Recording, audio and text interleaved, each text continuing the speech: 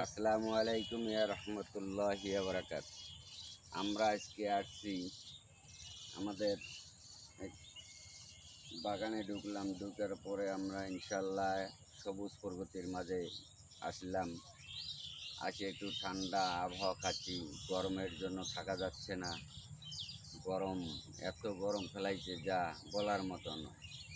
তা আমরা এখন এই মুহূর্তে আসতেছি আমরা একটু ফুল দেখার জন্য নিচে। এখন ফুল বাগানে আসে একটু আবহাওয়া খাচ্ছি, বুঝতে পারছো? এগুলো ছেড়ে দেবেন। আমরা যে পর্যন্ত আসছি ইনশাল্লাহ আপনারা সকলেই গাছ লাগাবেন, পরিবেশ বাঁচাবেন। গাছ লাগান, দেশ বাঁচান। কারণ গাছে আমাদের অক্সিজেন, গাছে আমাদের সব কিছু। এই গাছ থাকলে আমরা থাকবো, গাছ থাকবে না আমরাও থাকবো না। খোদা হাফেজ।